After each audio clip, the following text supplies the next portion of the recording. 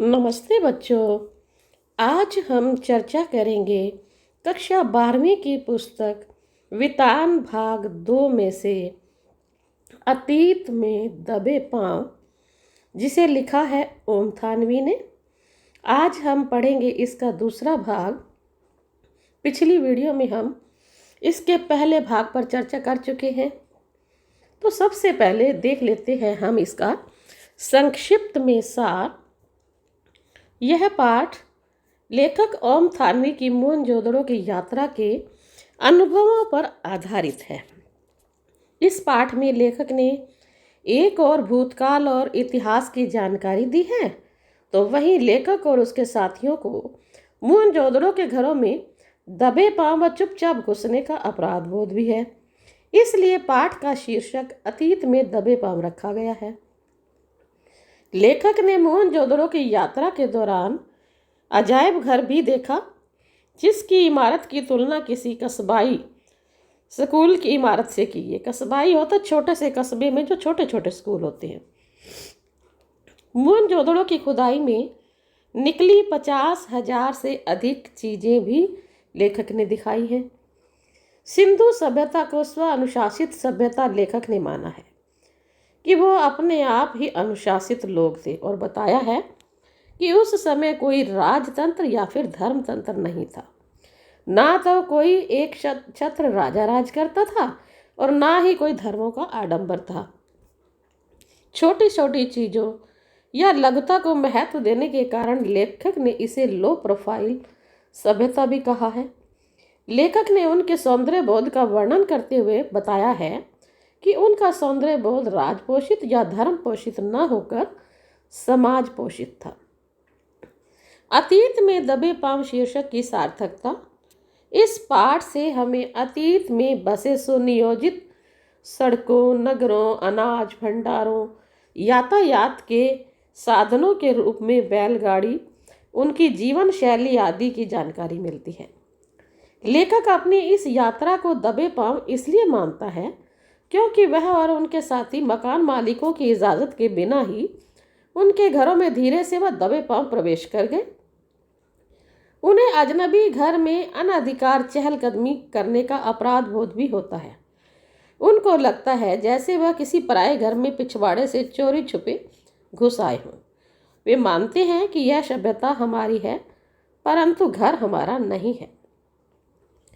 इस प्रकार एक और भूतकाल व अतीत की जानकारी इसमें है, तो दूसरी ओर लेखक व उसके साथियों को मोहनजोदड़ो के घरों में दबे पांव व चुपचाप घुसने का अपराध बोध है। इसलिए पाठ का शीर्षक अतीत में दबे पांव रखा गया है। कुछ चीज़ों का वर्णन हमने पिछली वीडियो में किया था, तो उससे आगे चलते हैं। अगला वर्णन है कुलधरा का वर्णन। मोहनजोदड़ो की गलियों में घुसते हुए घूमते हुए लेखक को पश्चिमी राजस्थान और जैसलमेर जिले में स्थित कुलधरा गांव की याद आ जाती है, क्योंकि यह पीले पत्थरों के घरों वाला एक खूबसूरत गांव है, जहां मोहनजोदड़ो के समान खूबसूरती में एक दुख भी है। यहाँ भी सड़कें चौड़ी थी। यहाँ गांव में घर हैं किंतु लोग नहीं हैं। घर खंडर हो गए हैं किंतु गिरे नहीं हैं, ढहे नहीं हैं। घरों में प्रवेश द्वार, दरवाजे, खिड़कियां हैं। कुलधरा में कोई 150 साल पहले एक राजा से तकरार के बाद, यानी कि लड़ाई झगड़ा होने के बाद, स्वाभिमानी गांव का हर व्यक्ति रातों रात अपना घर छोड़कर चला गया था। तो ये है कुलधरा के चित्र। इस तरह से ये दिखाए गए हैं। मोहनजोदड़ो का अजायब घर कैसा था? मोहनजोदड़ो का अजायब घर छोटा है, जैसे किसी कस्बाई स्कूल की इमारत हो, यानी किसी छोटे से कस्बे की स्कूल हो। मोहनजोदड़ो की खुदाई में निकली हुई 50,000 से अधिक चीज़ों में से कुछ ही इसमें प्रदर्शित की गई हैं, जो कि इस प्रकार हैं। काला पड़ गया गेहूँ, तांबे, कांसे के बर्तन, मोहरे, वाद्य यंत्र जो टूटे फूटे हुए थे, तांबे का आईना, चाक पर बने हुए बहुत बड़े बड़े मिट्टी के बर्तन, उन पर काले भूरे चित्र, चौपड़ की गोटियाँ, दिए, मिट्टी के कंगन, मिट्टी की बैलगाड़ी और अन्य खिलौने, माप तोल पत्थर, 2 पाटन वाली चक्की, कंघी, रंग बिरंगे पत्थरों के मानकों वाला हार और पत्थर के औजार। इस वर्णन के साथ लेखक ने उल्लेख किया है कि इस अजायब घर में प्रदर्शित चीज़ों में औजार तो हैं किंतु हथियार नहीं है। इससे इस सभ्यता के स्व अनुशासित होने की बात लेखक कहना चाहता है। अब दुर्ग कैसे थे? नगर की पश्चिमी टीले पर समस्त सुरक्षा हेतु एक दुर्ग का निर्माण हुआ, जिसके उत्तर से दक्षिण की ओर लंबाई 460 गज, पूर्व से पश्चिम की ओर लंबाई 215 गज थी। व्हीलर द्वारा इस टीले को माउंट एबी नाम प्रदान किया गया। दुर्ग के चारों ओर करीब 45 फीट चौड़ी एक सुरक्षा प्राचीर का निर्माण किया गया, जिसमें जगह जगह पर फाटकों एवं रक्षक गृहों का निर्माण किया गया था। दुर्ग का मुख्य प्रवेश द्वार उत्तर एवं दक्षिण दिशा में था। दुर्ग के बाहर की ओर 6 मीटर ऊंचे एफ नामक टीले पर पक्की ईंटों से निर्मित 18 वृत्ताकार चबूतरे मिले, जिसमें प्रत्येक चबूतरे का व्यास 3.2 मीटर है। चबूतरे के मध्य में एक बहुत बड़ा छेद है, जिसमें लकड़ी की ओखली लगी हुई है। इन छेदों से जो जले हुए गेहूं भूसी के अवशेष मिलते हैं। इस क्षेत्र में श्रमिक आवास के रूप में 15 मकानों को 2 पंक्तियां मिली हुई हैं, यानी कि 2 लाइनों में 15 मकान हैं, जिनमें 7 मकान उत्तर पंक्ति और 8 मकान दक्षिण पंक्ति में हैं। प्रत्येक मकान के आंगन और करीब 2 कमरे अवशेष प्राप्त हुए हैं। ये मकान आकार में 17 बाय 7.5 मीटर के थे।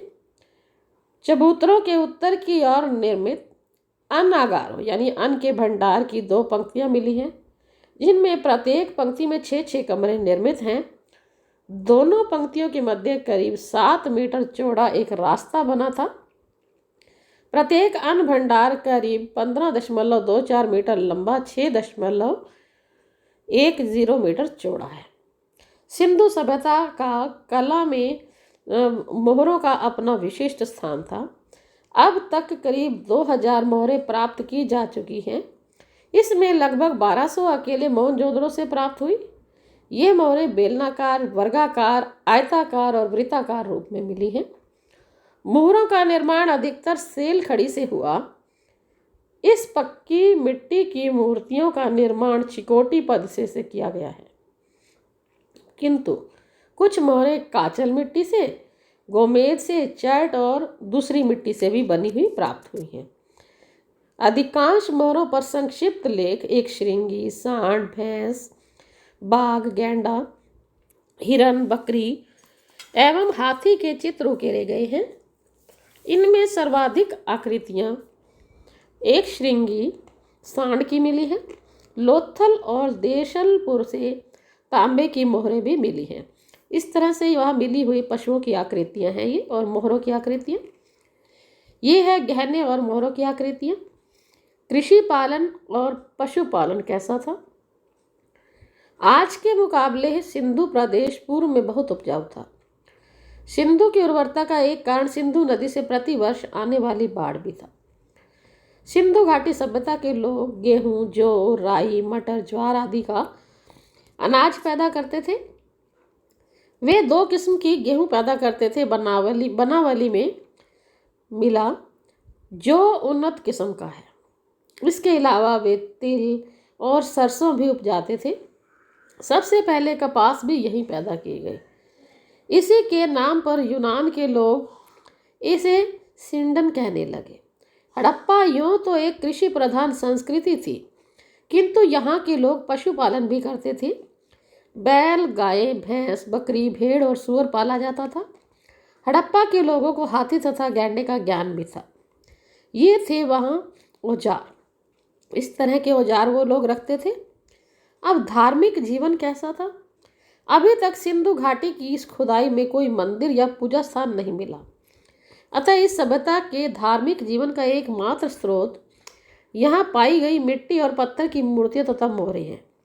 इनसे यह ज्ञात होता है कि यहाँ मातृदेवी की, पशुपति शिव की तथा उसके लिंग की पूजा और पीपल, नीम आदि पेड़ों एवं नाग आदि जीव जंतुओं की उपासना प्रचलित थी। सूर्य पूजा तथा स्वस्ति के चिन्ह भी यहाँ पाए गए हैं।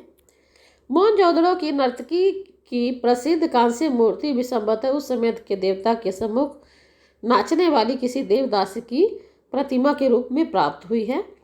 इस तरह की प्रतिमाओं से अनुमान लगाया गया कि वहाँ धार्मिक जीवन कैसा था। व्यापार। यहाँ के लोग आपस में पत्थर, धातु, शल्क, यहाँ इसे हड्डी को कहा जाता है, ये आदि का व्यापार करते थे। एक बड़े भूभाग में ढेर सारी सील, एक रूप लिपि और मानकीकृत माप तोल के प्रमाण मिले हैं। वे चक्के से परिचित थे और संभवतः आजकल के इक्के यानी कि जो रथ को बोला जाता है जैसा कोई भी वाहन प्रयोग करते थे। ये अफगानिस्तान और ईरान से व्यापार करते थे। उन्होंने उत्तरी अफगानिस्तान में एक वाणिज्यिक उपनिवेश स्थापित किया जिससे उन्हें व्यापार में सहूलियत होती थी। बहुत सी हड़प्पाई सील मेसोपोटामिया में भी मिली हैं, जिससे लगता है कि मेसोपोटामिया में भी उनका व्यापार का संबंध था। मेसोपोटामिया के अभिलेखों में मेलुहा के साथ व्यापार के प्रमाण भी मिले हैं। शिल्प और तकनीकी ज्ञान। इस युग के लोग पत्थरों के बहुत सारे औजार तथा उपकरण प्रयोग करते थे, किंतु वे कांसे के निर्माण से भली भांति परिचित थे। तांबे तथा टिन मिलाकर धातु शिल्पी कांसे का निर्माण करते थे। हालांकि यहाँ दोनों में से कोई भी खनिज प्रचुर मात्रा में उपलब्ध नहीं था। सूती कपड़े भी बुने जाते थे, लोग नाव भी बनाते थे। मुद्रा निर्माण, मूर्तिका निर्माण के साथ बर्तन बनाना भी प्रमुख शिल्प था। प्राचीन मेसोपोटामिया की तरह यहाँ के लोगों में भी लेखन कला का आविष्कार किया था। हड़प्पाई लिपि का पहला नमूना 1853 ईस्वी में मिला था और 1923 में पूरी लिपि प्रकाश में आई, किंतु अब तक पढ़ी नहीं जा सकी कि क्या है ये।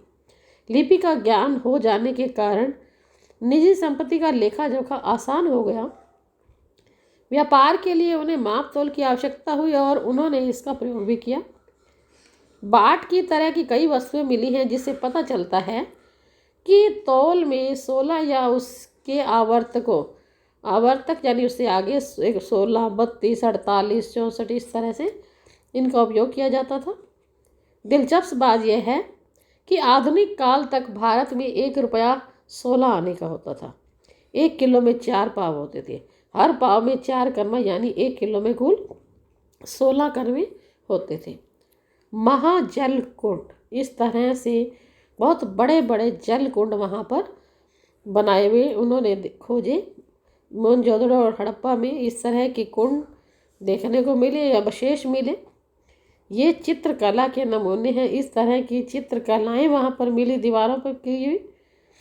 इस तरह के खिलौने और बर्तन जो कि मिट्टी से बने हुए थे वहाँ मिले। वास्तुकला के ये नमूने हैं। कुएं, इस तरह के कुओं के अवशेष भी वहाँ पर उन्हें प्राप्त हुए। अब सिंधु सभ्यता को एक जल संस्कृति कहा जाता है। क्यों कहा जाता है?